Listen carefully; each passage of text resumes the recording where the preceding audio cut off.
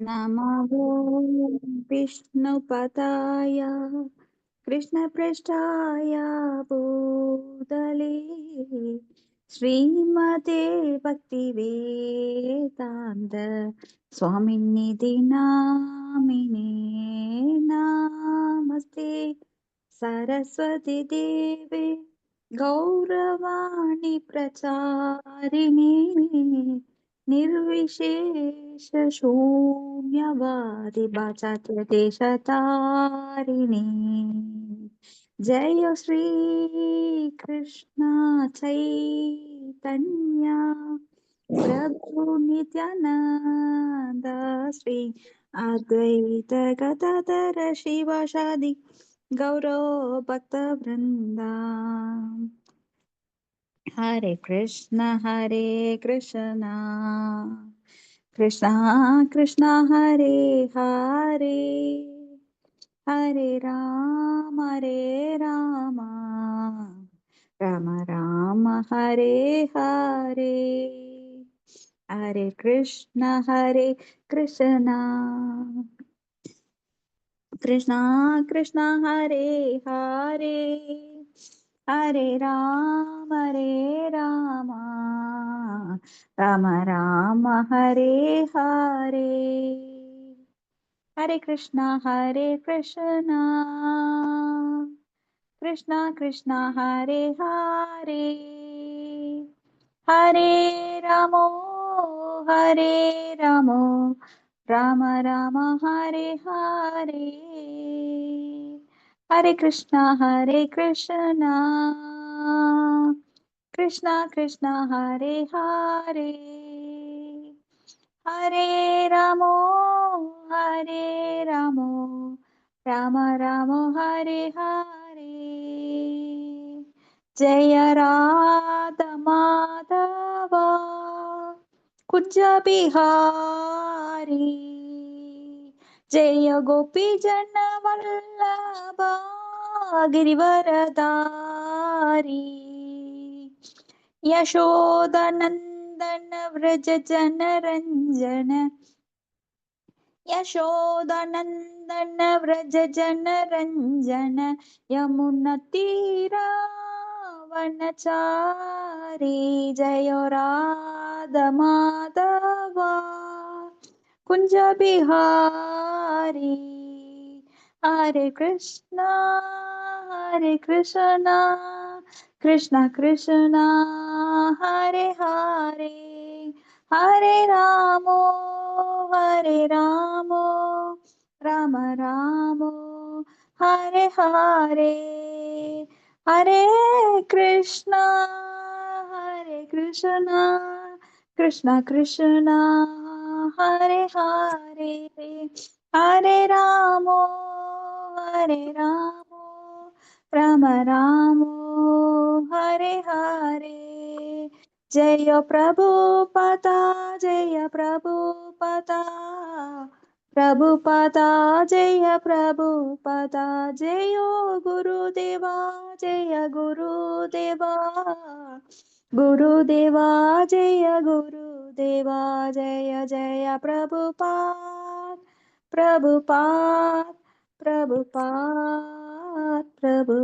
जय जय गुरुदेव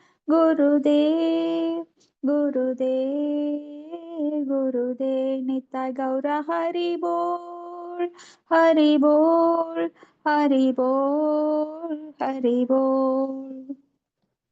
नित्य गौर प्रेमानंदे हरि हरि बोल हरे कृष्णा இன்னைக்கு பாகவதம் 3வது காண்டம் முதல் புத்தகம் அத்தியாயம் 14 பதம் 21 நவயம் பிரபவஸ்தாம் த்வாம் அனுகர்த்தும் கிருகேஸ்வரி அபி ஆயுஷா வாகாத்ஸ்யேன ஏசான்யே குண கிருஷ்ணவஹ. நான் படிக்கிறேங்க மாதாஜி. படைங்க மாதாஜி. மொழிபெயர்ப்பு. ஓ இல்லத்தின் அரசியே, உன்னை போன்று நாங்கள் செயல்படவோ அல்லது நீ செய்தவற்றுக்கு இவ்வாழ்க்கை மட்டுமல்ல மறுபிறவியிலும் நன்றி செலுத்தவோ செய்யவோ எங்களால் முடியாது. தனிப்பட்ட குணங்களை பாராட்டுவோருக்கு கூட உமது நற்செயல்களுக்கு நன்றி செலுத்துவது என்பது சாத்தியமற்றதாகும். பொருளுரை. ஒரு கணவன் தன் மனைவியை அளவுக்கு மீறி புகழ்வதானது அவன் அவளுக்கு அடிமை அல்லது எள்ளி நகையாடுகிறான் என்பதை குறிக்கும். மனைவியுடன் வாழும் இல்லறத்தார் புலனின்பத்திற்காக தெய்வ ஆசிகளை அனுபவிக்கிறான் என்றும், அதே சமயம் அவன் நரகத்திற்கு செல்வோம் என்று அஞ்ச வேண்டியதில்லை என்று கச்சியபர் விளக்கம் கூறுகிறார். துறவற வாழ்க்கை வாழ்பவன் மனைவி இல்லாததினால் காம இச்சை கொண்டு பிற பெண்களை அல்லது பிறன் மனைவியை நாடி அதனால் நரகத்துக்கு செல்கிறான். அதாவது தன்னை துறவி என்று சொல்லிக் கொள்பவன் ஏற்கனவே தன் மனைவியையும் இல்லத்தையும் துறந்தவன் ஆவான். அவன் மீண்டும் பாலுணர்ச்சி இன்பத்தை தெரிந்தோ அல்லது தெரியாமலோ நாடினான் என்றால் அவன் கொடிய நரகம் எய்துவான். இவ்வழியில் பார்க்கும் பொழுது இல்லறத்தான் பாதுகாப்பான பக்கத்தில் இருக்கிறான். ஆகையினால் கணவன் என்னும் பிரிவு தனது மனைவியருக்கு இம்மையிலும் சரி அல்லது மறுமையிலும் சரி நன்றி செய்ய முடியாது. அவர்கள் வாழ்க்கை முழுவதும் பெண்களுக்கு நன்றி பாராட்ட முயன்றாலும் அது சாத்தியமாகாது. எல்லா கணவர்களும் தங்கள் மனைவியரின் நற்குணங்களை பாராட்டும் திறமையுடையவர்கள் அல்லர். இக்குணங்களை பாராட்டும் வன்மை பெற்றவனுக்கு கூட தன் மனைவிக்கு நன்றி கடன் செய்வது என்பது கடினமாகும். இது போன்ற தன் மனைவியை ஒருவன் அளவுக்கு மீறி புகழ்கிறான் என்றால் அது நகைச்சுவையின் பார்ப்பட்டதே ஆகும். நன்றி மாதாஜி. நன்றி மாதாஜி. ஹரே கிருஷ்ணா. அப்ப இங்க நாம கஷ்யப்ப முனிவர் திதி பத்தி பார்த்துட்டு இருக்கோம். கஷ்யப்ப முனிவர் தன் மனைவியை ரொம்ப புகழ்றார். எதற்காக அப்படின்னா, ஒரு மனைவியை புகழ வேண்டும், நற்குணங்களை பாராட்ட வேண்டும். ஏன்னா மனைவியும் கூட ஒரு உயிர்வாளிதான், அவளுக்கும் உணர்வு இருக்கின்றது. அப்ப மனைவியை நல்லதுக்காக புகழணுமே தவிர அவன் தாசனாக இருக்கக்கூடாது. ஏன்னா இப்ப சுவாமிகள் பாத்தீங்க அப்படின்னா தனது புலன்களை அடக்கியவர்கள். அப்ப பிரம்மச்சாரிகளும் அப்படித்தான், தங்கள் புலன்களை அடக்கியவர்கள். ஆனா தாசர்கள் அப்படின்னா அவங்க எப்பவுமே மனைவிக்கு அடிமையா இருப்பாங்க. ஏன்னா அவங்க புலன்களுக்கு கட்டுப்பட்டவர்களாக, புலன் இன்பத்தை அடைய அதிகமாக விரும்புபவர்கள் அந்த மாதிரிதான் இருப்பாங்க. அப்ப அவங்களுக்கு என்ன ஆகும் அப்படின்னா, மனைவி மேல ஒரு மனைவி என்ன சொன்னாலும் ஆமாம் சாமி போடுறவங்களா இருப்பாங்க.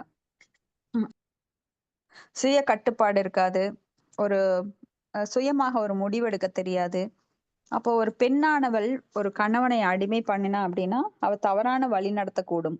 ஆனா ஒரு ஆண், ஏன்னா பெண்கள் சுபாவம் எப்படின்னா, அவங்க எளிதில் பயப்படக்கூடியவர்கள், அப்புறம் சீக்கிரம் உணர்ச்சி வசப்படக்கூடியவர்கள். அவங்க தவறான முடிவுகளை எளிதில் எடுப்பாங்க. அவங்க அன்புக்கு கட்டுப்பட்டவங்க. யாராவது அன்பு காமிச்சா உடனே அடிமை ஆயிடுவாங்க. இப்படி அவங்களுக்கு பல குணங்கள் எளிதில் பயப்படக்கூடியவர்களா இருக்கிறதுனால மனைவி முடிவு எடுக்கிறதுங்கிறது கணவன் உடனே ஏத்துக்க கூடாது. ஏன்னா கணவன் கொஞ்சம் பொறுமையா, ஆண்களுக்கு எப்பவுமே ஒரு பெண்களை விட திடமான ஒரு மனது இருக்கும். அப்போ அவங்க எடுக்கிறது தான் நல்லது. மனைவி சொல்றத கேட்டுக்கணும். ஆனா அந்த முடிவை அவர் தான் பரிசீலனை பண்ணி கடைசியா முடிவு எடுக்கணும், ஃபைனலா. இப்படி இருக்கிறப்போ இவர் அளவுக்கு மீறி புகழ்வது அப்படிங்கிறது மனைவிக்கு அடிமை அல்லது எள்ளி நகையாடுகிறான். ஒருவேளை புகழ்ச்சி வஞ்ச புகழ்ச்சி கூட இருக்கலாம். சிலரெல்லாம் ரொம்ப புகழ்வாங்க, அது கிண்டலா பண்ணுவாங்க, வஞ்ச புகழ்ச்சின்னு சொல்லுவாங்க, அது தமிழ் இலக்கணத்துல. சோ அந்த மாதிரி இருக்கும். அடுத்தது ஸ்லோகம் 22. அதாபி காமம் ஏதம் தே பிரஜாத்யே கரவாணி அலம் யதாமாம் நாதி ரோசந்தி முகூர்த்தம் பிரதிபாலய. படிங்க மாதாஜி. மொழிபெயர்ப்பு. உனக்கு திருப்பி செய்வது எனக்கு இயலாததாயினும் கூட குழந்தை பேற்றிற்காக உமது காம இச்சினை நான் உடனே திருப்திப்படுத்துவேன். ஆனாலும் ஒரு சில வினாடிகள் நீ பொறுத்திருக்க வேண்டும், அப்போதுதான் பிறர் என்னை பழிகூற மாட்டார். பொருளுரை. மனைவிக்கு அடிமையானவன் தன் மனைவிடமிருந்து பெற்ற அனைத்து நன்மைகளையும் அவளுக்கு திருப்பி செய்யும் திறன் இல்லாதவனாக இருக்கலாம். ஆனால் குழந்தை பேற்றிற்காக காம இச்சனை தீர்த்துக் கொள்வது ஆண்மையற்றவனை தவிர பிற எந்த ஒரு கணவனுக்கும் கடினமான ஒன்றல்ல. சாதாரண நிலையிலுள்ள எந்த ஒரு கணவனுக்கும் இது எளிதானதேயாகும். கச்சியப்பர் பாலுறவில் ஆர்வமுடையவராக இருந்த போதிலும் பிறர் தன்னை பழிகூறக்கூடாது என்பதற்காக சில வினாடிகள் பொறுத்து கொள்ளுமாறு தன் மனைவியை வேண்டினார். அவர் தனது நிலையினை பின்வருமாறு விளக்கினார். ஹரே கிருஷ்ணா மாதாஜி. ஸ்லோகம் 23. ஏஷா கோரதமா வேலா கோராணாம் கோரதர்ஷனா சரந்தி யஸ்யாம் பூதானி பூதேஷானு சராணிஹ. நான் தொடர்ந்து படிக்கவா? படிங்க. லலிதா மாதாஜி இன்னொன்னு படிங்க. மொழிபெயர்ப்பு. இக்குறிப்பிட்ட நேரமானது மிகவும் அமங்கலமானதாகும். ஏனென்றால் இந்நேரத்தில் பயங்கரமான தோற்றமுடைய பூத கணங்களும் அவற்றின் தலைவரும் அவரோடு இருக்கும் அவர் துணைவர்களும் கண்ணுக்கு தென்படுகின்றனர். பொருளுரை. கச்சியப்பர் ஏற்கனவே தன் மனைவி திதி என்பவளிடம் சிறிது நேரம் பொறுத்திருக்குமாறு கூறினார். இப்பொழுது அவர் பூதகணங்களும் அவற்றின் தலைவரான ருத்ரனும் நடமாடும் இக்குறிப்பிட்ட நேரத்தை கருத்தில் கொள்ளவில்லை என்றால் அவர்களின் தண்டனைக்கு தப்ப முடியாது என்று கூறி அவளை எச்சரிக்கிறார். ஹரே கிருஷ்ணா மாதாஜி. தேங்க்யூ மாதாஜி. தேங்க்யூ மாதாஜி. அப்ப கஷ்யப முனிவர் வந்து தவத்துல ஈடுபட்டிருக்கிறதுனால அவருக்கு தெரியும். ஏன்னா அந்த நேரத்துல காம இச்சையை பூர்த்தி செய்ய ஆரம்பிச்சோம் அப்படின்னா பிறக்கிற குழந்தை எப்படி வந்து கெட்ட நேரத்துல பிறக்கிற குழந்தை கெட்ட சிம்டம்ஸோட எப்படி கம்சன் பிறக்கும்போது அப்புறம் ராவணன் பிறக்கும்போது இல்ல துரியோதனன் பிறக்கும்போது எல்லாருமே பிறக்கும்போது இந்த ஜோதிடர்கள் என்ன சொன்னாங்கன்னா, இவங்க அமங்கலமான நேரத்துல பிறந்திருக்காங்க, இவங்க இருக்கிறத விட இல்லாமல் இருக்கிறது நல்லதுன்னு சொல்லுவாங்க அவங்க தாய் தந்தையருக்கு. அப்ப ஜோதிடத்துல அப்பவே அப்படி சொல்லுவாங்க. அப்போ கெட்ட நேரத்துல பிறக்கிற குழந்தை எப்படி உருவாகுது? அதுக்கு காரணம் என்ன? தாய் தந்தையர் தான். ஏன்னா அந்த ஈவினிங் மாலை நேரம் அப்படிங்கிறது பிரதோஷ நேரம். பிரதோஷ நேரங்கிறது 15 நாட்களுக்கு ஒரு முறை வர்றது மட்டுமல்ல, எவ்ரிடே தினமும் பிரதோஷ நேரம் 4 மணிக்கு மேல வர்றது பிரதோஷ நேரம். அப்பெல்லாம் என்ன ஆகும்னா, இந்த உயிர்வாளிகள் அடங்குற நேரம், தங்கள் கூட்டுக்குள்ள போய் அடங்குற நேரம். எப்போ இந்த பகல் சூரியன் வந்து மறைந்து இருள் தொடங்குகின்றதோ, அந்த இருள் தொடங்குறப்போ அந்த பூதகணங்கள் பேய் பிசாசுகள் எல்லாம் அதுகெல்லாம் நடமாட ஆரம்பிச்சிடும். இப்ப மற்ற ஜீவராசிகள் சத்துவகுணத்துல ரஜகுணத்துல இருக்கிற ஜீவராசிகள் எல்லாம் பகல் நேரத்துல வெளிச்சத்துல அவங்க உழைப்பு ரஜோகுணத்துல ஈடுபடுவாங்க, சத்துவகுணத்துல இருக்கிறவங்க சத்துவகுணத்துல ஈடுபடுவாங்க. ஆனா இந்த தமோ குணம் பாருங்க எப்ப ஆரம்பிக்குதுன்னா மாலை நேரத்துல ஆரம்பிக்குது. இருட்டாகிறப்பதான் நம்மளுக்கு பயம் அதிகமா இருக்கும், பூதகணங்கள் எல்லாம் வெளியில சுத்தும். அதனாலதான் அந்த அன்றைய காலகட்டங்கள்ல இருட்டானா வெளியில போகாத, இருட்டுல வந்து ஏன் பேய் மாதிரி சுத்திட்டு இருக்க, ஏன்னா பேய் பிசாசுகள் நடமாடும் நேரம். அந்த பிரேத ஆத்மான்னு சொல்லப்படுகின்ற அந்த உடல் இல்லாத ஆத்மாக்கள், அந்த ஆத்மாக்கள் எல்லாம் எந்த உடம்பு கிடைக்கும், எதுக்குள்ள போலாம் நாம? யார் வந்து ரொம்ப வீக்கா இருக்காங்களோ, மனசளவுலயும் சரி உடம்பளவுலயும் சரி வீக்கா இருக்கிறவங்க பாடிக்குள்ள இது போக முற்படும். அதனாலதான் அந்த காலத்துல நேரங்கட்ட நேரத்துல வெளியில போகாத அப்படின்னு சொல்லுவாங்க. ஆனா இன்னைக்கு கலியுகத்துல எல்லாமே நைட்ல தான் அரங்கேற்றம் ஆகுது. ஐடி ஃபீல்ட்ல இருக்கிறவங்களாம் நைட்ல தான் வெளியில வேலையை முடிச்சுட்டு வர்றாங்க. இந்த பப்பு கிப்புன்னு சொல்றவங்க எல்லாம் அதுல போய் நடனம் ஆடிட்டு ஊர் சுத்திட்டு நைட்ல தான் எல்லாம் வர்றாங்க. யானிஷா சர்வபூதானாம் தஸ்யாம் ஜாக்கிரதை சம்யமி யஸ்யாம் ஜாக்கிரதை பூதானி தஸ்யாம் அப்படின்னு சொல்லி நாம பாக்குறோம். அப்போ எது கற்றறிந்தவர்களுக்கு இரவோ அது வந்து இந்த மாதிரி மூடர்களுக்கு அது ஆன்மீக கற்றறிவு இங்க பேசுறது நாம. ஆனா மூடர்களுக்கு அது வந்து பகலா இருக்கும். யாராவது நாம 4 மணிக்கு இந்த காலேஜ் பசங்களையோ இல்ல ஐடில படிக்கிறவங்களே எழுப்புனா எதுக்கு இந்த நடுராத்திரியில எழுப்புற அப்படிம்பாங்க. அவங்களுக்கு அதுதான் நடுராத்திரி, விடிய காலை நேரம், அந்த பிரம்ம முகூர்த்த நேரம். நாம அதை புனிதமா நினைப்போம். ஆனா அவங்க அதை நல்லா தூங்கிட்டு இருப்பாங்க. சோ இளைஞர்கள் இன்னைக்கெல்லாம் இப்படித்தான் இருக்காங்க. அடுத்தது ஸ்லோகம் 24. ஏதஸ்யாம் சாத்வி சந்தியாயாம் பகவான் பூத பாவனஹ பரிதோ பூத பர்ஷத்பிர் விஷேனாடதி பூதராட். படிங்க மாதாஜி. படிக்கிறேன் மாதாஜி. படிக்கவா மாதாஜி? இந்த நேரம் பூமி பூத கணங்களின் தலைவரான சிவபெருமான் தனது காளை வாகனத்தின் மீது அமர்ந்து வர அவருடன் நமது நன்மைக்காக அவரை பின்பற்றும் பூதங்களும் சேர்ந்து வரும் நேரமாகும். பொருளுரை: சிவபெருமான் அல்லது ருத்திரன் பர உலக பூத கணங்களில் அரசர் ஆவார். சிவபெருமானை வழிபடும் பூதத்தன்மை உடையவர்கள் படிப்படியாக தன்னுறவு நிலையை எய்துமாறு வழிகாட்டப்படுகின்றனர். மாயாவாத கொள்கையாளர்கள் பெரும்பாலும் சிவபெருமானையே வழிபடுகின்றனர். மேலும் ஸ்ரீ பாத சங்கராச்சாரியார் மாயாவாத கொள்கையாளர்களுக்கு கடவுள் இல்லை என்பதை உபதேசிப்பதற்காகவே வந்த சிவபெருமானின் அவதாரம் என்று கருதப்படுகிறார். பொதுவாக பேய்கள் தங்கள் ஜட உடலை இழந்தவர்களாக இதற்கு காரணம். அவர்கள் தற்கொலை போன்ற கொடூரமான பாவங்களை செய்வதனாலேயே மனித சமுதாயத்தில் பேய் தன்மையுடையவர்கள் இறுதியில் தற்கொலையிலே தஞ்சமடைகின்றனர். அது பௌதீகமாயினும் சரி அல்லது ஆன்மீகமானாலும் சரி, உலகில் தற்கொலையே தனிப்பட்ட அடையாளத்திற்கு இழப்பிற்கும் காரணமாகும். மாயாவாத கொள்கையாளர்கள் தங்கள் தனித்தன்மையான இழந்து உருவமற்ற ஆன்மீக பிரம்மஜோதியில் இணைய வேண்டும் என்று விரும்புகின்றனர். பேய்களும் பூதங்களும் கண்டனத்துக்குரியவர்களாக அவர்களாக இருந்த போதிலும் அவர்களிடம் அன்பு கொண்ட சிவபெருமான் அவர்கள் ஜட உடல் பெறுமாறு பார்த்து கொள்கிறார். அவர் அப்பேய்களை கால நேரம் என்று எந்தவித கட்டுப்பாடும் இல்லாது உடலுறவு கொள்ளும் பெண்களின் கருப்பைகளில் புகுத்தி விடுகிறார். கர்சியப்ப முனிவர் திதி என்னும் தனது மனைவி சிறிது நேரம் காத்திருக்க வேண்டும் என்பதற்காக இவ்வுண்மையை அவர் எடுத்துரைத்தார். ஹரே கிருஷ்ணா மாதாஜி. நன்றி மாதாஜி. ஹரே கிருஷ்ணா. தேங்க்யூ மாதாஜி. அப்ப சிவபெருமான் அவர் ருத்ரன் என்ன பண்றாருன்னா, எப்போ சுடுகாட்டுல இருப்பார். சுடுகாட்டுல அந்த ஆவி, பேய், பிசாசு இதுங்களெல்லாம் அடக்கி அதுங்களும் அது வந்து ஜீவராசிகள் இல்லைங்களா? அப்போ அந்த பிரேத உடல் கொண்ட அதுகள்லாம் வந்து உடல் இல்லாம பசி, தாகம் அப்படின்னு அலைஞ்சிட்டு இருக்கும். அதுல அந்த பிரேத உடல்ல, அந்த சூட்சும உடல்ல கூட அவங்களுக்கு ஆசைகள் இருக்கும். ஏன்னா இவங்கெல்லாம் சூசைட் பண்ணவங்களா இருப்பாங்க, இல்ல அந்த துர்மரணம், ஆக்சிடென்ட் இந்த மாதிரி நிறைய இருக்கு இல்லைங்களா? அது மாதிரி அவங்க ஆயுள் போகிறதுக்கு முன்னாடி, இப்போ ஒருவர் 80 வயதுல இறக்கணும் அப்படின்னா அதற்கு முன்னாடியே அவர் உயிர் போயிடுச்சு அப்படின்னா, அந்த இடைப்பட்ட காலத்தை அவங்க வந்து எப்படி கழிப்பாங்கன்னா ரொம்ப கஷ்டம், கடினமானது. ஏன்னா அவங்களுக்கு உடல் இருக்காது, ஆனா அந்த பசிங்கிற உணர்வு இருக்கும். அப்ப எப்படி சாப்பிட முடியும்? அப்போ பசி மட்டும்தான் இருக்கும், பசியை எடுத்துட்டே இருக்கும். அப்ப உடலுக்காக அவங்க அலைவாங்க. ஏதாவது உடல்ல போய் என் பசியை தீர்த்துக்கிறேன், ஏதாவது உடல்ல போய் என் தாகத்தை தீர்த்துக்கிறேன், ஏதாவது உடல்ல போய் என் காமத்தை தீர்த்துக்கிறேன். இப்படி அவங்களோட எண்ணங்கள் வந்து எப்படி இருக்கோ அதுக்கு தகுந்த மாதிரி அவங்க உடலை தேடுவாங்க.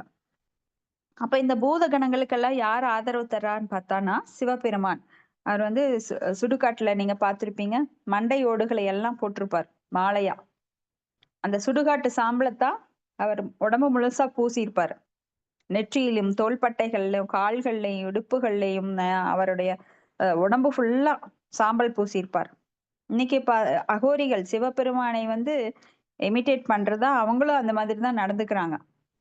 அவர் வந்து ருத்ராட்ச மாலை போட்டிருப்பார், நாகங்களை அணிந்திருப்பார், கையில நாகம், கால்கள்ல நாகம், இடுப்புல நாகம், தலையில நாகம் அப்படின்னு எங்க பாரு நாகாபரணங்களை போட்டிருப்பார். அதனாலதான் தக்ஷன் சொல்றாரு, இவரை பார்த்துட்டா என் பொண்ணு இவரை போய் லவ் பண்ணனா அப்படின்னு சொல்லி தக்ஷன் மதிக்கவே மாட்டான். அதெல்லாம் நம்ம பின்னாடி பார்ப்போம், 4வது காண்டத்துல இப்ப நாம பார்க்க போறோம். அப்போ ஆனா சிவபெருமான் வந்து ஆசுதோஸ், ரொம்ப உயிர்கள் இடத்தில் அன்பு கொண்டவர். சிவபெருமானை நினைச்சு தவம் பண்றவங்களுக்கு உடனே அவர் பௌதிக செல்வங்களை கொடுத்துருவார். ஆனா கோபம் வந்தது அப்படின்னா எல்லாத்தையும் அழிச்சிருவார். ருத்ரனா மாறி உடனே அழிச்சிருவார். ருத்ர தாண்டவம் கேள்விப்பட்டிருக்கோம் இல்லைங்களா? ஏன் ருத்ர தாண்டவம் மாறுற அப்படின்னு கேட்பாங்க கோபம் வந்தவங்கள. வீட்டுக்குள்ள யாராவது கோவப்பட்ட பொருள் எல்லாம் எடுத்து வீசினா, ஏன் இப்படி ருத்ர தாண்டவம் மாறுற அப்படின்னு கேட்பாங்க. அப்ப இங்க வந்து தற்கொலை அப்படிங்கிறது மனித சமுதாயத்தில் பேய்த்தன்மை உடையவர்கள் இறுதியில் தற்கொலையே தஞ்சமடைகின்றனர். ஏன்னா கடவுள் மேல அவநம்பிக்கை, வாழ்க்கையில பிடிப்பு கிடையாது. ஏன்னா நம்மளுக்கு இன்பம் துன்பம் என்பது குளிர்காலம் வெப்ப காலம் மாதிரி மாறி மாறி வரக்கூடியது. எப்பவுமே ஒரே மாதிரி இன்பம் தான் இருக்குன்னு யார் வாழ்க்கையிலுமே கிடையாது. மேடு பள்ளம், மார்த்தாஸ்பஸ்தேஸ்து கௌந்தேய சீதோஷ்ண சுகதுக கதாக ஆகமாப்பாயினோ சனித்யா தாம் திதி சஸ்வ பாரத அப்படின்னு அர்ஜுனனுக்கு பகவான் கிருஷ்ணர் பகவத்கீதையில சொல்றார். இந்த குளிரும் வெப்பமும் மாறி மாறி வரும் ஜட உலகம் இது. அப்போ நீ துன்பம் வந்தா அதை சகிச்சுக்கணும், இன்பம் வந்தா எப்படி அனுபவிக்கிறியோ அதே போல துன்பம் வந்தா நீ சகிச்சுட்டு தான் ஆகணும். ஏன்னா அதுதான் ஜட உலகம். ஜட உலகம் என்பது இன்பம் துன்பம் நிறைந்தது அப்படின்னு சொல்றாரு. அப்போ ஆனா சிலர் வந்து என்ன பண்றாங்க, சரியான வழிகாட்டுதல் இல்லாம, வேத படிப்பு இல்லாம, மனசை எப்படி கட்டுப்படுத்துறதுன்னு தெரியாம, அவங்க சீக்கிரம் மனசு விட்டுறாங்க. அது இந்த கால குழந்தைகள்லாம் மார்க் கிடைக்கல, எனக்கு 100% கிடைக்கல, 98 வாங்கியிருக்கிறேன், 2 மார்க் போயிருச்சு, உடனே தற்கொலை. நீங்க நிறைய பார்த்திருப்பீங்க. இந்த குழந்தைகளோட மனசை அவ்வளவு கெடுத்து வச்சிருக்காங்க பேரண்ட்ஸ். நீ 100 மார்க் வாங்கலின்னா அவ்வளவுதான் அப்படின்னு மிரட்டி வச்சிருப்பாங்க. அப்ப சில சில குழந்தைகள் பாஸ் ஆகாம ஒரு தவறுதலா மார்க் கிடைச்சா கூட அதை ரீவேல்யூக்கு கொடுக்கறதுக்கு முன்னாடி தற்கொலை பண்ணிடுறாங்க. நல்லா எழுதியிருப்பாங்க, ஆனா தவறுதலா ஒரு தவறான மார்க் வந்து ஃபெயில் ஆயிருப்பாங்க. அவங்க போட்டது தவறான மார்க் அப்படின்னு தெரிஞ்சிருந்தாலும் கூட அதை தாங்க முடியாம உடனே தற்கொலை பண்ணிடுவாங்க. ஏன்னா அடுத்தவங்க திட்டுறதை பார்த்து நொந்து போய் தற்கொலை பண்ணிடுவாங்க. இப்படி டெசிஷன் மேக்கிங், வாழ்க்கையில எப்படி முடிவெடுக்கிறதுங்கிறது தெரியாம நிறைய பேர் தவறான முடிவுக்கு போய் தற்கொலை பண்ணிக்கிறாங்க. அவங்க தற்கொலை பண்றதுக்கு எந்த உரிமையும் கிடையாது. ஏன்னா இந்த உடம்பு உங்களோடது கிடையாது, நம்மளோடது கிடையாது. இது பகவான் கொடுத்தது. பகவான் கொடுத்த உடம்ப நாம அறுத்து கொள்ள நம்மளுக்கு எந்த உரிமை கிடையாது. ஏன்னா பகவானே அதுக்கு நிர்ணயிச்சிருக்காரு. நம்ம எப்ப பிறக்கிறோமோ அப்பவே மரணத்தின் நேரமும் முடிவு பண்ணிதான் நம்ம இந்த ஆத்மாவை இந்த உடலுக்குள்ள பூத்திருக்காரு. சோ அது வரைக்கும் நாம என்ன நடக்கணுங்கிறத பகவான் தான் முடிவு பண்ணுவார். சோ அதுக்கு நாம எப்படி தயாராகணும் இந்த உடலை விடுறக்கு அப்படிங்கிறதுக்கெல்லாம் நம்ம படிப்பு வேணும். இல்ல கல்வி அறிவு இல்லைனாலும் கேட்கறதுக்காக நம்மளுக்கு காதை கொடுக்கணும். அப்படி இல்லாம ஜட வாழ்க்கை, உண்பது, உறங்குவது, உடலுறவு கொள்ளுவது, பாதுகாத்து கொள்ளுவது அப்படின்னு நாய்களை போல நாம ஈடுபட்டு இருந்தோம்னா இந்த அறிவு நம்மளுக்கு கிடைக்காது. அதனாலதான் நிறைய பேர் தற்கொலை பண்றாங்க. தற்கொலைங்கிறது இவங்க முடிவு கிடையாது. அப்ப அது தற்கொலை பண்ணும்போது அந்த ஆத்மாவானது இன்னும் அதிகமாக துயரப்படுகிறது. உடம்பு இருந்தப்ப துயரப்பட்ட துயரை விட தற்கொலை பண்றப்போ பல மடங்கு, பல 100 மடங்கு அந்த துன்பம் அதிகமாக அவங்களுக்கு கிடைக்கும். தற்கொலை பண்ணிட்டா மட்டும் துன்பம் போயிரும்னு கிடையாது, அந்த துன்பம் இன்னும் மேலும் அதிகரிக்கிறது. அப்ப இந்த மாதிரி பௌதிகவாதிகள் தான் தற்கொலை பண்றாங்களா அப்படின்னு பார்த்தா கிடையாது. ஆன்மீகவாதிகள், அருவவாதிகள் இருக்காங்க இல்லையா, அவங்க மாயாவாதிகள், அவங்களும் தற்கொலை எப்படி சூட்சுமமாக தற்கொலை பண்றாங்க. ஏன்னா அவங்களோட தனித்தன்மையை அவர்கள் இழந்து விடுகிறார்கள். தனித்தன்மைனா என்ன? இந்த ஆத்மாவானது பரமாத்மாவுடன் இணையக்கூடியது அல்ல, அருவஜோதியில் இணையக்கூடியது அல்ல. இந்த ஆத்மாக்கு தனித்தன்மை இருக்கின்றது. இப்பவும் இருக்கோம், நேற்றும் இருந்தோம், நாளையும் இருப்போம். அதுதான் தனித்துவம். ஆத்மா வந்து எப்பயும் போய் எதுலயும் மெர்ஜ் ஆகாது. இப்ப நாம இறந்துட்டோம் அப்படின்னா சூன்யம் ஆயிருவோம், மண்ணோட மண்ணாயிருவோம், அப்புறம் எல்லாம் நம்மளுக்கு பிறப்பு கிடையாது அப்படின்னு சிலர், அதுவும் தவறான கருத்து. ஆத்மா எப்பொழுதும் தனித்து செல். நித்யோ நித்யானாம் சேதன சேதனானாம் ஏகோ பகுனாம் யோ விததாதி காமான். நித்தியமானவர்களுள் நித்தியமானவர் பகவான் பரம்பொருள். அப்போ நாமளும் நித்தியமானவங்க தான். சோ நம்ம அழிவு கிடையாது. நம்ம கடவுளோட போய் ஒன்று சேருவதும் கிடையாது. நாம் போய் அந்த பிரம்மஜோதியில ஒன்றாயிட்டோம்னா நானும் கடவுள், அகம் பிரம்மாஸ்மி, அது தவறான கருத்து. நாம போய் இணைவது கிடையாது. எப்பவுமே நம்மளுக்கு சேவை. ஆன்மீக உலகத்துல போனாலும் நம்ம தனித்திருப்போம், அங்கேயும் நம்மளுக்கு பகவானுக்கு சேவை செய்ய வாய்ப்பு கிடைக்கும். அப்ப நாம இன்பமா இருக்கலாம் ஆன்மீக உலகத்துல.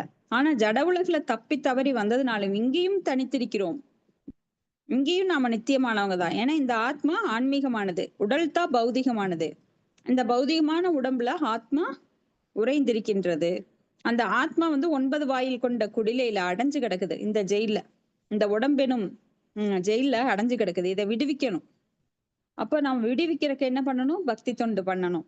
அது இல்லாம இவங்க பக்தி தொண்டு பண்ணாம பகவான்கிட்ட அன்பு வளர்த்துக்காத இந்த மாயாவாதிகள் என்ன நினைக்கிறாங்க, நான் போய் பகவானுடன் பிரம்மஜோதியில போய் ஒன்று கலந்து விடுவேன். தனது தனித்தன்மையை இழக்கின்றார்கள். நான் போய் ஒன்று சேர்ந்துக்குவேங்கிறது பொய்யான மாயையான தோற்றம், உண்மை கிடையாது. அவங்களால அப்படி போய் சேர முடியாது. ஏன்னா பகவானுக்கு இணையாக ஒருவராலும் ஆக முடியாது. ஒரு மலை, ஒரு துரும்பு நினைக்குது, துரும்புலையும் துரும்பு, ஒரு சின்ன துரும்பு மணல்ல, ஒரு சின்ன பொடி மணல் எடுத்துக்கிட்டு நான் மலையாகணும், நானும் இதே போல சிகரமாகணும்னு நினைச்சா அது எவ்வளவு பெரிய அபத்தம். இது ஒரு சின்ன எடுத்துக்காட்டு தான். ஆனா நமக்கு வந்து பகவானுடைய அளவையோ சக்தியோ, அச்சிந்திய அந்த சக்தியோ அளவிட முடியாது. அவரை போல இணையாகவோ அவருக்கு மேலாகவோ நம்மால் ஆக முடியாது. சிவபெருமானாலேயும் ஆக முடியாது, பிரம்மனாலே ஆக முடியாது. அப்புறம் எப்படி நாம ஆக முடியும்? ஏன்னா அதெல்லாம் அந்தரங்க சக்தியில வந்தவங்க தான் சிவபெருமான். ஆனா நாமெல்லாம் வெளிப்புற சக்தியில உண்டாக்கப்பட்டவங்க. பகவானோட அங்கத்துணுக்காக இருந்தாலும் நாம கடல்ல ஒரு சிறு துளி. நாம கடலாக முயற்சி பண்ணாலும் முடியாது. ஆனா அந்த அருவவாதிகள் அப்படித்தான் நினைக்கிறாங்க. அப்ப இங்க சிவபெருமான் யாரு அப்படின்னா ஆஹ் ஆதிசங்கரரா அந்த அத்வைத கொள்கையை பரப்புறதுக்காக வந்தவர். சோ இதெல்லாம் நம்ம பின்னாடி பார்ப்போம். ஸ்ரீபாத சங்கராச்சாரியார் மாயாவாத கொள்கையாளர்களுக்கு கடவுள் இல்லை என்பதை உபதேசிப்பதற்காக வந்த சிவபெருமானின் அவதாரம். அடுத்தது 25வது ஸ்லோகம். ஸ்மசான சக்ரா நில தூளி தூம்ர விகீர்ண வித்யோத ஜடா கலாபக பஸ்மாவ குண்டாமல ருக்ம தேகோ தேவஸ்திரிபி பஷ்யதி தேவரஸ்தே. நான் படிக்கிறேன் மாதாஜி. ஸ்ரீலக்ஷ்மி மாதாஜி படிங்க. மொழிபெயர்ப்பு. சிவபெருமானின் மேனி சிவந்த நிறமுடையது. அவர் களங்கமற்றவர் என்பதோடு தன் உடலெங்கும் சாம்பலை திருநீராக பூசியிருப்பவரும் ஆவார். அவரது சடைமுடியில் சுழற்காற்றினால் பறந்து வந்த சுடுகாட்டு தூசி ஒட்டியிருக்கும். அவர் உனது கணவரின் இளைய சகோதரர் ஆவார். அவருக்கு 3 விழிகள் உண்டு. பொருளுரை. சிவபெருமான் சாதாரண உயிர் பொருளும் அல்லர். பகவான் விஷ்ணு அல்லது முழுமுதற் கடவுளின் வரிசையில் உள்ளவரும் அல்லர். அவர் பகவான் விஷ்ணுவிற்கு இணையானவர் அல்ல என்றாலும் பிரம்மதேவன் வரை உள்ள உயிர்கள் அனைவரினும் சக்தி மிக்கவர் ஆவார். பெரும்பாலும் பகவான் விஷ்ணுவை போன்றவர் ஆதலினால் சிவபெருமானால் கடந்த காலம், நிகழ்காலம், வருங்காலம் என்று முக்காலத்தையும் காண முடியும். அவரது ஒரு கண் சூரியனை போன்றும் மற்றொரு கண் சந்திரனை போன்றும் நெற்றில் இருக்கும் 3வது கண் நெருப்பை போன்றும் இருக்கும். அவர் தனது நெற்றிக்கண்ணிலிருந்து நெருப்பை வரவழைக்க வல்லவர். பிரம்மதேவன் உள்ளிட்ட எந்த ஒரு சக்தி மிக்க உயிர் பொருளையும் வெல்ல வல்லவர். உலகின் நாயகராக அவர் விளங்கிய போதிலும் அவர் ஆடம்பரமான மாளிகையில் வாழ்வதும் இல்லை. தனக்கென்று உலகியர் சொத்துக்கள் எதையும் வைத்திருப்பவரும் அல்லர். அவர் பெரும்பாலும் பிணங்கள் எரியும் சுடுகாட்டிலேயே வாழ்கிறார். சுழன்றடிக்கும் சூறாவளி காற்றில் பறந்து வரும் சுடுகாட்டு தூசியினையே ஆடையாக அணிந்திருப்பவர் அவர். பௌதீக மாசினால் கரைபடியாதவர் ஆவார். கச்சியப்ப முனிவர் அவரை தன் இளைய சகோதரராக எடுத்துக்கொண்டமைக்கு காரணம் திதியின் கச்சியப்ப முனிவரின் மனைவி கடைக்குட்டி சகோதரியை சிவபெருமான் மனம் புரிந்திருப்பதே ஆகும். தன் மனைவியின் சகோதரியை மணப்பவர் சகோதரராகவே அவரால் கருதப்படுகிறார். இச்சமூக உறவு முறையினாலேயே சிவபெருமான் கச்சியப்பரின் இளைய சகோதரர் ஆகிறார். கச்சியப்பர் திதியை எச்சரித்ததற்கு காரணம் சிவபெருமான் அவர்கள் பாலுறவு செயலை கண்டுகொள்வார். ஆதலினால் அது உரிய காலமல்ல என்பதனால்தான். ஆனால் திதி ஒரு ரகசியமான இடத்தில் வைத்து பாலுறவு கொள்ளலாம் என்று அவரிடம் வாதம் செய்திருக்க வேண்டும். அதனாலேயே கச்சியப்பர் அவளிடம் சிவபெருமானின் 3 விழிகளும் சூரியன், சந்திரன் மற்றும் அக்னி என்று அழைக்கப்படுகின்றனவென்றும் அவரது பார்வையில் இருந்து பகவான் விஷ்ணுவின் பார்வை நின்றும் தப்புவர்கள் கூட தப்ப முடியாது என்றும் நினைவுறுத்துகிறார். காவலர்களால் காண நேர்ந்தாலும் கூட குற்றவாளிகள் உடனே தண்டிக்கப்படுவதில்லை. அவனை கைது செய்வதற்காக காவலர்கள் உரிய காலத்தை எதிர்பார்த்து காத்திருக்கின்றனர். பாலுறவு கொள்வதற்கான தடை செய்யப்பட்டுள்ள நேரம் சிவபெருமானால் கண்காணிக்கப்படுகிறது. எனவே திதி அனுபவிக்க போகும் தண்டனை அவளால் ஒரு பேய் குணமுள்ள அல்லது நாத்திக சூனியவாதி குழந்தையை பெற்றெடுக்கப்படும் என்பதுவே. காட்சியப்பர் எனது துரதிருஷ்டியினால் இதனை பார்த்தார். அதனாலேயே அவர் தனது மனைவி திதியை உடலுறவுக்கு காத்திருக்குமாறு எச்சரித்தார். ஓம் சத் சத். ஹரே கிருஷ்ணா. தேங்க்யூ மாதாஜி. ஹரே கிருஷ்ணா. தேங்க்யூ மாதாஜி.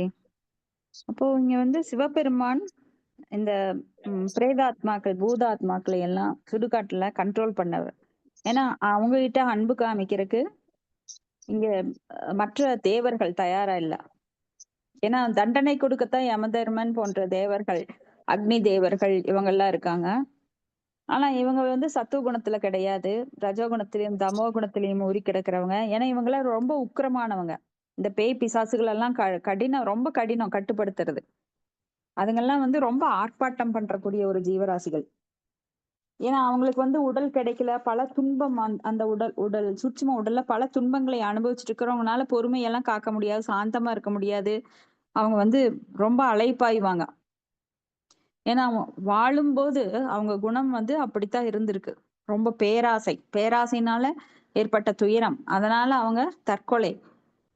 இது மாதிரி வாழும்போதே, உடலுடன் வாழும்போதே அவங்களுக்கு மோகம், காமம், குரோதம், லோபம், மதம், ஆச்சரியம் இந்த மாதிரி குணங்கள் இருக்கிறவங்க தான் சீக்கிரம் அந்த தற்கொலைக்கு போவாங்க.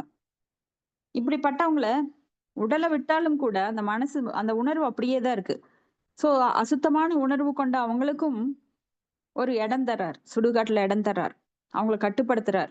ஏன்னா எல்லா பக்கமும் உழவு விட்டா என்ன ஆகும், மக்கள் ரொம்ப துயரப்படுவாங்க. இப்ப ஒவ்வொரு வீட்லயும் ஒவ்வொரு பேய் இருந்ததுன்னா எப்படி இருக்கும் அந்த வீட்ல? யாரும் நிம்மதியா இருக்க முடியாது. அப்ப இத வந்து பகவான் வந்து ஈஸ்வரன் கட்டுப்படுத்துறார், அந்த பேய் பிசாசுகளை எல்லாம் கட்டுப்படுத்துறார். ஆனா யார் தவறு செய்கிறார்களோ அவங்களுக்கு அந்த கருவுல இந்த ஆத்மாவை அனுப்பிடுறார். போ, நீ உடல் இல்லாம இவ்வளவு நாள் அலைஞ்சில, இதா சரியான நேரம் வந்துருச்சு, இவங்க தப்பு பண்றாங்க, இவங்களுக்கு ஒரு மகனா பிறந்துக்கோ போ அப்படின்னு சொல்லி அந்த ஆத்மாவை அனுப்பிச்சு விட்டுறாங்க. சோ அந்த ஆத்மா வந்து அந்த கருவுல பூந்து அவங்களுக்கு மகனா பிறக்குது. அப்போ பேய் பிசாசு குணம் உள்ளவங்க எப்படி மகனா பிறந்தா பேய் பிசாசோட அந்த அந்த குணத்தை தான் காட்டுவாங்க. சுபாவம் அவங்க கிட்ட இருக்கிற அந்த சுபாவம் அப்படித்தான் வெளிப்படும். ஆனா மனித உருவுல குழந்தையில் இருக்கும்போது கொஞ்சுவாங்க, பெருசாக பெருசாக பெருசாக அந்த குணம் வெளிப்படும் பாருங்க. அந்த பையன் கெட்ட வார்த்தை பேசும், அம்மா அப்பாவை திருப்பி அடிக்கும், அம்மா அப்பாவை கொலை பண்ண கூட தயங்காது. இந்த மாதிரி பல குரூர செயல்களை அந்த குழந்தையா இருந்து வளர்றப்போ அந்த பையன் செய்யும் போது, பையனோ பொண்ணோ, வீட்டுக்கடங்காத ஒரு பெண், வீட்டுக்கடங்காத ஒரு ஆண், அப்படி ஒரு பையனா வாச்சா எப்படி இருக்கும்? நாம நாம பக்கத்திலேயே பார்த்திருப்போம் நிறைய பேருக்கு அந்த மாதிரி. பேரண்ட்ஸ் நல்லவங்களா இருந்தா கூட அந்த குழந்தைகள் அவங்களோட சுபாவத்தில் இருக்காது. அவங்களையும் மீறி பல அக்கிரம செயல்கள் எல்லாம் செய்வாங்க. அவங்க சேர்த்து வச்ச சொத்தெல்லாம் சீக்கிரம் எல்லா பக்கமும் உதறி, சூதாட்டம், குடி, போதை அப்படின்னு சொல்லி எல்லா வேலையும் பண்ணி அவங்க சொத்தையை அழிச்சிருவாங்க, அவங்க மனசை துன்புறுத்துவாங்க. இப்படி பலது நடக்கிறத நம்ம பார்த்திருக்கிறோம். அப்ப இங்க வந்து சிவபெருமான் சாதாரண உயிர்வாளி கிடையாது, பகவான் விஷ்ணு வரிசையில் இருக்கிறவரும் கிடையாது. எப்படி வந்து பால் அப்படின்னா விஷ்ணு, பால் தயிராக மாறும்போது அது சிவபெருமான்னு சொல்லலாம். அப்ப அந்த தயிர் வந்து மீண்டும் பாலாக்க முடியாது, பாலை வந்து தயிராக்கலாம். சோ விஷ்ணு வந்து தனது சக்தியின் மூலமாக சிவபெருமானை உண்டாக்குகிறார். அவரே சிவபெருமானாகவும் வருவதாக பாகவத்துல நம்ம பார்க்கலாம். விஷ்ணு வந்து இந்த முக்குணங்கள் கொண்ட இந்த ஜட உலகத்தை கண்ட்ரோல் பண்றதுக்காக அந்த குணங்களை ஏற்றுக்கொண்டு சிவனாக அவதரிக்கிறார். சோ அவர் வந்து பிரம்மாட்டிருந்து தோன்றினாலும் பிரம்மாவை விட உயர்ந்தவர். பிரம்மாவோட நெற்றியிலிருந்து தான் ருத்ர தோன்றுகிறான்னு இப்பதான் படிச்சுட்டு வந்தோம். ஆனா பிரம்மாவை விட இங்க சிவன் உயர்ந்தவர். எப்படி அப்படின்னு பார்த்தா, இப்போ யசோதையிட்ட இருந்து பகவான் வர்றார் அப்படின்னா, யசோதை விட கிருஷ்ணரை விட யசோதை உயர்ந்தவள் அப்படின்னு கிடையாது இல்லைங்களா? அது போலத்தான் யசோதை வந்து ஜீவராசி, ஆனா பகவான் விஷ்ணு விஷ்ணு தத்துவம். சோ இந்த மாதிரி நாம தத்துவங்களை புரிஞ்சுக்கணும். அப்போ அவர் வந்து சிவபெருமான் விஷ்ணுக்கு இணையானவர் கிடையாது. இருந்தாலும் பிரம்மதேவரை விட எல்லா உயிர்வாளிகளிலும் அதிக சக்தி வாய்ந்தவர் உயிர்வாளிகளில். அப்போ உயிர்வாளிகள் வேற, ஆத்மா வேற, பரமாத்மா வேற. அப்ப இந்த ஆத்மாக்கள் எல்லாத்துலயும் உயர்ந்தவர் சிவபெருமான். அப்ப பகவான் விஷ்ணுவை போன்றவர், பெரும்பாலும் பகவான் விஷ்ணுவை போன்றவர் ஆதலினால் சிவபெருமான் கடந்த காலம் நிகழ்காலம் எல்லாமே உணர்ந்தவர். அவருக்கு 3 கண்கள் இருக்கு. ஒன்னு சூரியனை போல, ஒன்னு சந்திரனை போல, இன்னொன்னு நெருப்பு. நெற்றிக்கண்ணை திறந்தா அவர் வந்து பஸ்பமாக்கிடுவார். மன்மதனை பஸ்பமாக்கியிருக்கார் இல்லைங்களா? நெற்றிக்கண்ணை திறந்தா அவர் எரிச்சிருவார்.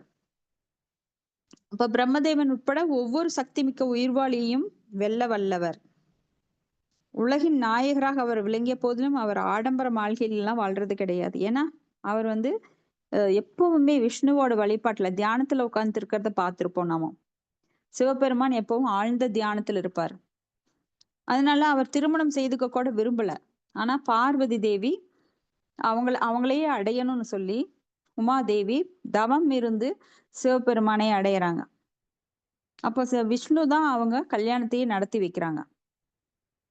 இப்படி விஷ்ணு வந்து எப்பவும் கைலாயத்துல வந்து மிகவும் ஆழ்ந்த நிலையில தவத்துல தியானத்துல ஈடுபட்டுட்டே இருப்பார். எப்பவும் பகவானுடைய மந்திரத்தை சொல்லிட்டே இருப்பார். அப்போ காசியில கூட நாம பார்க்கலாம், நிறைய பேர் காசி போவாங்க.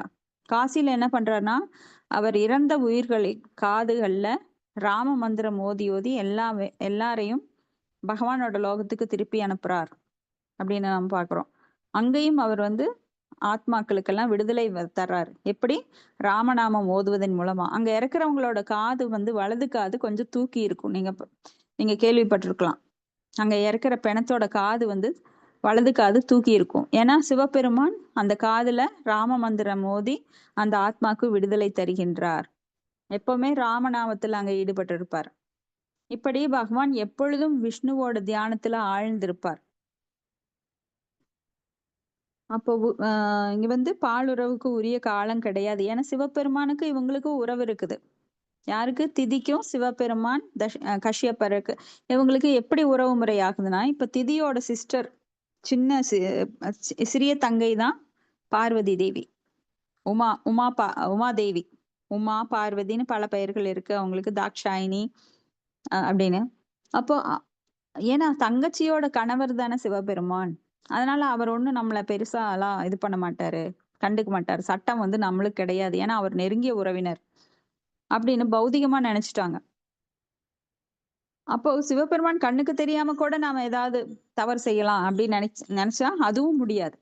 ஏன்னா அவருக்கு தெரியும், கஷ்யப்ப முனிவருக்கு தெரியும், நாம எங்கிருந்து தவறு செய்தாலும் உள்ள பரமாத்மா இருக்கிறார், சாட்சியாக பரமாத்மா இருக்கார். அதனால தவறுகளிலிருந்து நாம் என்னதான் மண்ணை போட்டு மூடலானாலும் இங்க இருக்கிற மாதிரி கிடையாது. இங்க நிறைய தவறுகள் இந்த பூலோகத்துல நடக்குது. ஆனா யாருக்கும் தெரியல. இல்ல பணத்தை கொடுத்து ஜட்ஜ சமாளிச்சிடலாம், இல்ல போலீஸ் சமாளிச்சிடலாம், இப்படி எப்படியாவது நாம லஞ்சம் கொடுத்து தப்பிச்சிடலாம். அதுக்கெல்லாம் வழியே கிடையாது. ஏன்னா சிவபெருமானுக்கு அதெல்லாம் தேவைப்படுறதே கிடையாது. ஏன்னா அவருக்குன்னு ஒரு மாளிகையும் கிடையாது, அவருக்கு ஒரு துணியும் கிடையாது. அவர் வந்து எல்லாவற்றையும் அவர் வந்து சாக்ரிஃபைஸ் பண்ணி எப்பவும் தவத்துல ஈடுபட்டு இருக்கிறவர். அதனாலதான் பார்வதி தேவி ஒரு சமயம், நம்மளுக்கு வீடு இல்லை, தயவு செஞ்சு எனக்கு வீடு வேணும், நான் பெரிய அரண்மனையில வாழ்ந்து வந்திருக்கேன், என் துணிகள் எல்லாம் வைக்கிறதுக்கு கூட ஒரு பீரோ கிடையாது, அதனால எனக்கு வீடு வேணும் அப்படின்னு அடம் பிடிக்கிறாங்க. அப்போ இவரு யாருங்க? அந்த கட்டட கற்றவர், தேவலோக சிற்பி, அவர் வந்து பெரிய அரண்மனை அமைச்சு தர்றாரு. அரண்மனை அணைச்சு அந்த வீட்டுக்கு கிரக பிரவேசம் நடைபெறுது. கிரக பிரவேசம் எல்லாம் பல அந்தணர்கள்லாம் வந்து கிரக பிரவேசம் எல்லாம் பண்ணிடுறாங்க. அப்போ அவங்களுக்கு தட்சணை தரணும். அந்த தட்சணை தரலைன்னா அது வந்து முழுமையாகாது. அப்போ சிவபெருமான்கிட்ட தட்சணை கேட்கறாங்க அந்தணர்கள் எல்லாம். ஆனா இவர் சொல்றாரு, என் கையில எதுவுமே இல்லை, தட்சணையெல்லாம் கிடையாது, இந்த வீட்டையே வச்சுக்கோங்க அப்படின்னு. அப்ப பார்வதி தேவிக்கு புரியுறது, சிவபெருமான் வந்து எவ்வளவு ஒரு எளிமையானவர், இவரை கட்டிட்டு நான் எப்படி ஆசைப்பட்டேன் நானு அப்படின்னு. அவங்களும் சிவபெருமானோட அந்த மனசுல அவருடைய மனசுக்கு ஒத்த மாதிரி வாழ்க்கையை நடத்த ஆரம்பிச்சிடுறாங்க. அடுத்தது பதம் 26. நயஸ்ய லோகே ஸ்வஜன பரோவா நாத்யா த்ருதோ நோத கஷ்சித் விகர்ஷ்ய வயம் விரதைர்யச் சரணா பவித்தாம் ஆசாத் ஸ்மஹை அஜாம்பத புக்த போகாம். படிங்க மாதாஜி. மொழிபெயர்ப்புகளை தெய்வத்திர ஆசா பக்தி வேதாந்த சுவாமி சில பிரபாதைக்கு சிவபெருமான் யாரையும் தனது உறவினராக கருதுவதில்லை. இருந்தும் அவரோடு தொடர்பில்லாதவர் என்று ஒருவரும் இல்லை. அவர் யாரிடத்தும் விருப்பும் கொள்வதில்லை, வெறுப்பும் கொள்வதில்லை. அவருக்கு அளிக்கப்படும் நிவேதனங்களை நாம் மரியாதையுடன் வழிபடுவோம். அவரால் புறக்கணிக்கப்பட்டவற்றை நாம் ஏற்றுக்கொள்வோம் என்று உறுதி ஏற்போம். பொருளுரை. கஷ்யப்பர் தன் மனைவியிடம் சிவபெருமான் அவளுக்கு மைத்திரனாக இருந்த போதிலும் கூட அவள் அவருக்கு எதிரான குற்றத்தை ஒருபோதும் செய்யக்கூடாது என்று அவளுக்கு அறிவுறுத்தினார். கஷ்யப்பர் மேலும் அவளிடம் சிவபெருமான் யாரோடும் தொடர்பு கொள்வதும் இல்லை, அவருக்கு பகைவர் என்று எவரும் இல்லை என்று எச்சரித்தார். இருந்தும் பிரபஞ்ச செயல்களை கட்டுப்படுத்தும் மூவருள் அவர் ஒருவராகவும் எல்லோருக்கும் இணையானவராகவும் விளங்குகிறார். அவரது சிறப்பு ஒப்பிடற்கரியதாகும். ஏனென்றால் அவர் முழுமுதற் கடவுளின் சிறந்த பக்தர் ஆவார். முழுமுதற் கடவுளின் பக்தர்கள் அனைவருள்ளும் சிவபெருமானே மிக சிறந்த பக்தர் ஆவார். அதனால் அவர் வீதம் வைக்கும் நிவேதன உணவு பிற பக்தர்களால் மகா பிரசாதமாக ஏற்றுக்கொள்ளப்படுகிறது.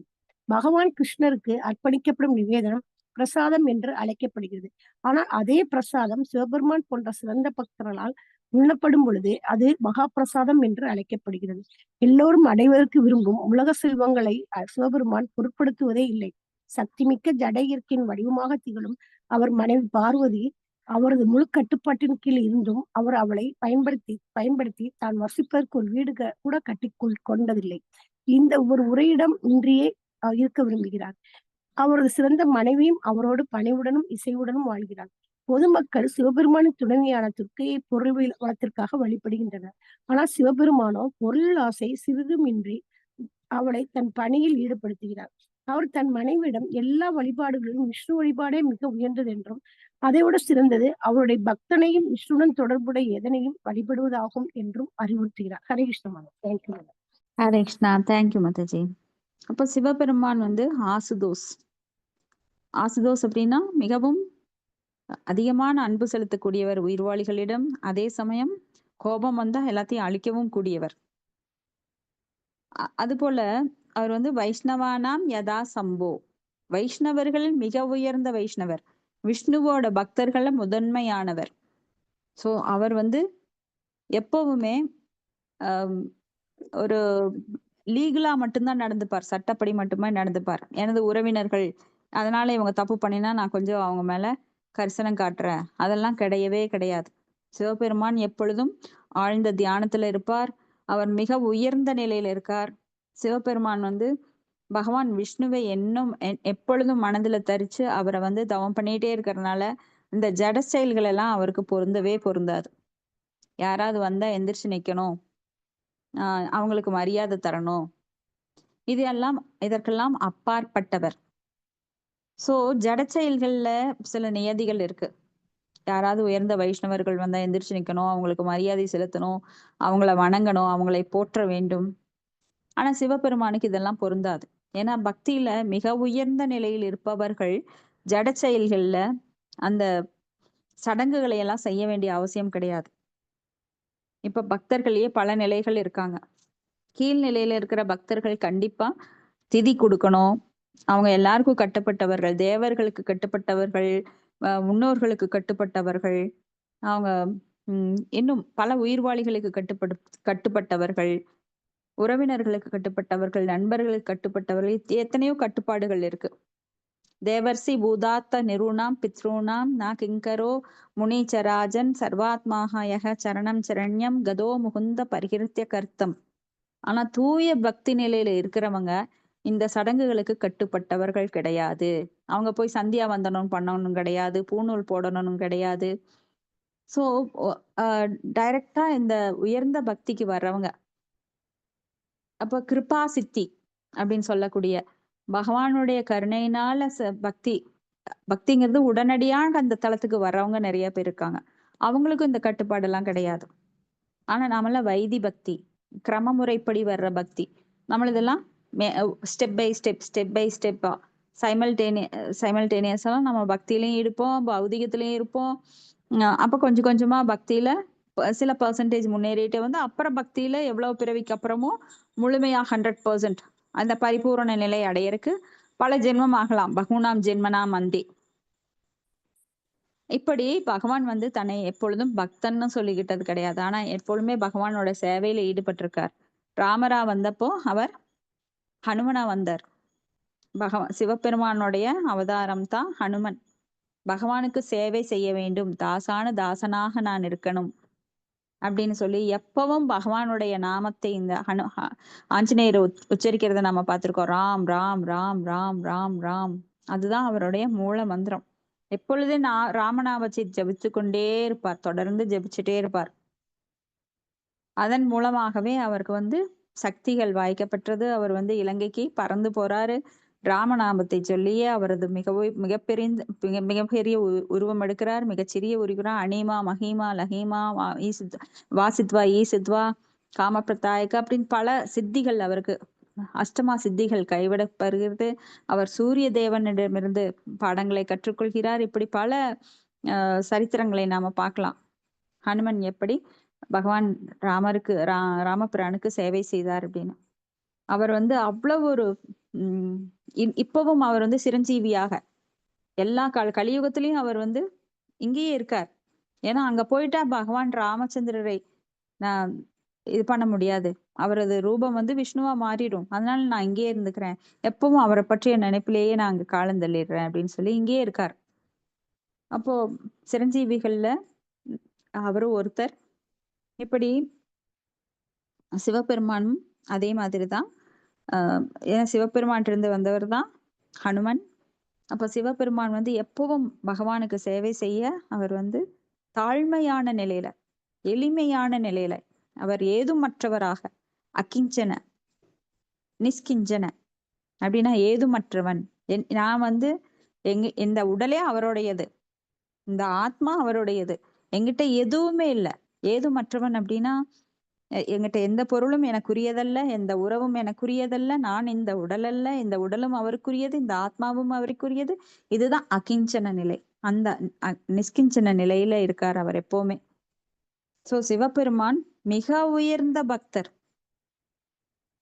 அதனால அவர்கிட்ட தேவர்கள் எல்லாம் சுயநலத்துக்காக என்ன பண்ணுவாங்க, சிவபெருமானும் பார்வதி தேவியும் இணைந்தால் மட்டுமே குமரன் முருகன் பிறப்பான், அதனால இவங்க 2 பேரும் இணையணும் அப்படின்னு சொல்லி மன்மதனை விட்டு, மன்மதன் வில் அப்படின்னு சொல்லி கேள்விப்பட்டிருப்பீங்க, மன்மத வில்ல விட்டு அவருக்கு காமத்தை ஏற்படுத்த முயற்சிக்கிறாங்க. ஆனா சிவபெருமான் நல்ல தியானத்துல இருக்கிறார். அப்ப அந்த வில் போய் படும்போது அவருக்கு அவ்வளவு கோபம் வந்துருது. ஏன்னா அவரு ஆசுதோஸ் இல்லையா, கோபம் வந்தா என்ன பண்ணுவார், உடனே அழிச்சிடுவார். உடனே மன்மதனை அந்த 3வது கண் மூலமா எரிச்சிடுறார். மன்மதன் சாம்பல் ஆயிடுறார். ஆனா ரதி தேவி அவங்க வந்து அழுது மறுபடியும் யாருக்கும் தெரியாத மாதிரி மன்மதனுக்கு ஒரு வடிவை கொடுத்து மறுபடியும் அவர் உயிர்ப்பிக்கிறார். இது வேற கதை. சோ இவ்வாறு சிவபெருமான் வந்து யாருக்கும் சட்டத்தை வந்து மீறறதுக்கு அனுமதி கொடுக்கறதே கிடையாது. ஏன்னா அவருக்கு எந்த பொருள் ஆசையும் கிடையாது. தன் பணியில எப்பவுமே செவ்வனா ஈடுபட்டிருக்கார். அப்போ அவர் சொல்றாரு எல்லா வழிபாடுகள், இப்ப நாம வந்து முட்டாங்கல்லுக்கு கூட சீலை கட்டி வழிபடுவாங்க. ரோட்ல ஒரு முட்டாங்கல் இருந்ததுன்னு வைங்க, அதுக்கு ஒரு வேஷ்டி கட்டி அதுக்கு ஒரு பேரை வச்சு கருப்பராயன், ராயப்பன், முனிப்பன் அப்படின்னு ஏதாவது ஒரு பேரை வச்சு அதுக்கு ஒரு கோயில் கட்டி விடுவாங்க அப்புறம். ஆனா இந்த இந்துக்கள் மட்டும்தான் பாத்தீங்கன்னா மூளைக்கு பல கடவுள்கள், பல பெயர்கள், ஆயிரம் பேரை சொல்லிக்கிட்டு 1000 வழிபாடுகள், கற்பனைக்கு என்னென்ன கற்பனை பண்ண முடியுமோ அத்தனை சடங்குகள், அத்தனை ஒரு பிரிவுகள். ஆனா சிவபெருமான்கிட்ட பார்வதி தேவி கேக்குறாங்க, இது என்னது மக்கள் இத்தனை பேரை வழிபடுறாங்களே, அந்த வழிபாட்டில் எல்லாம் சிறந்த வழிபாடு எது அப்படின்னு சிவபெருமான்கிட்ட கேக்குறாங்க. சிவபெருமான் சொல்றார் பார்வதி தேவிக்கு, பார்வதி வழிபாட்டிலேயே சிறந்த வழிபாடு விஷ்ணுவை வழிபடுவது, அதை விட சிறந்தது விஷ்ணுவின் பக்தர்களை வழிபடுவது. ஆராதனாம் சர்வேஷாம் விஷ்ணுர் ஆராதனாம் பரம் தஸ்மாத் பரதரம் தேவி ததியானாம் சகஜனம் அப்படின்னு சொல்லி அவர் சொல்றார். சோ விஷ்ணுவை வழிபடுவதை விட விஷ்ணுவின் அடியவர்களை வழிபடுவது சிறந்தது. ஏன்னா பகவான் வந்து தன்னை விட தனது பக்தர்களை யார் அதிகமாக வணங்குகின்றார்களோ அவங்க மேல அன்பு பாராட்டுகிறார். இப்போ நிறைய பேர் ராதே ராதே ராதே ராதேன்னு சொல்லி பகவானை மயக்குவாங்க. கிருஷ்ணர் மயங்கிடுவார் ராதே பேர் சொன்னா. அதே போல ஹனுமன் என்ன பண்ணுவார், ஹனுமனை யாராவது மயக்கணும் அப்படின்னா அவர்கிட்ட போய் ராம் ராம் ராம் ராம் ராம் சொன்னீங்கன்னா அவர் பின்னாடியே வருவார் ராமர் பேரை சொன்னா. அப்படித்தான் ஒரு தடவை பூரி ஜெகநாத் பூரியில விஷ்ணு ஜெகநாதர் வந்து ஹனுமனை காவல் வச்சார். இந்த கடலரசன் வந்து என் மாமனார், அவரை போய் என்னால தடுக்க முடியல. ஏன்னா மகாலட்சுமி பிறந்தது எங்க, கடல்ல. சோ கடலரசன் மாமனார் அடிக்கடி உள்ள வந்து தொந்தரவு பண்றாரு. அதனால அவர் உள்ள வராத மாதிரி நீ காவல் இருன்னு ஹனுமனை வைக்கிறார். அப்போ ஹனுமன் என்ன பண்றாரு, இவரை எப்படியாவது இங்கிருந்து நவுத்தணும்னு சொல்லி அந்த கடலரசன் என்ன பண்றார், ஒரு பக்தனா வேஷம் போட்டு போய் ராம் ராம் ராம் ராம்னு சொல்லி அப்படியே நடந்துட்டு போவார். அப்ப அவர் பின்னாடியே மயங்கிட்டு இவரும் போயிடுவார். அப்ப உன்னை இங்கதானே இருக்க சொன்ன, நீ எங்க போனேன்னு சொல்லி அப்ப மறுபடியும் கடல் அலைகள் உள்ள வருது அந்த பூரி நகரத்துக்குள்ள. அப்ப ஜெகநாதர் பாக்குறார், இந்த ஆஞ்சநேயர் அடங்க மாட்டான் அப்படின்னு சொல்லி கயிறு வச்சு கட்டி வச்சிடுறாரு. இனி நீ போவையா, ராமநாமம் கேட்டத்தானே போற, இனி கட்டி வச்சிடறான் பாருன்னு கட்டி வைக்கிறார். சோ இன்னைக்கும் அந்த கோயில நீங்க பார்க்கலாம், ஜெகநாத் பூரியில ஹனுமனை கட்டி வச்சிருப்பாங்க அந்த இடத்துல. ஏன்னா அவரை மயக்கணும்னா ராமநாமம் சொன்னா போறோம். இப்படி சிவபெருமானின் லீலைகள் எல்லையற்றது. சிவபெருமான் வந்து ரொம்பவும் அடக்கமானவர், பணிவானவர். ஆனா கோபம் வந்ததுன்னா அவரை யாராலையும் அடக்க முடியாது. ஏன்னா இந்த பிரபஞ்சங்கள் அழியும் போது அவர்தான் நெருப்பினால அவர் வந்து இந்த பிரபஞ்சங்களை காக்கிறது, படைக்கிறது, அழிக்கிறது, இப்ப எல்லா செயல்களும் விஷ்ணுக்காக அவர் இந்த ஜட செயல்களில் ஈடுபடுறார். சோ பிரளயத்தின் போது அவரது பணி ருத்ரனாக வந்து அவர் தாண்டவமாடுறார். அதனாலதான் ருத்ர தாண்டவத்தின் போது இந்த பிரபஞ்சங்கள் அனைத்தும் அழிக்கப்படுகின்றது. அது பகுதி பிரளயமானாலும் சரி, முழுவதுமாக எல்லா பிரபஞ்சங்களும் அழிக்கப்படும் போதும் அவர் வந்து அவருடைய கடமையை செய்கிறார். ஸோ இதோட முடிச்சுக்கலாம். அடுத்தது பதம் 27 திங்கட்கிழமை பார்க்கலாம். ஹரே கிருஷ்ண மாதாஜி.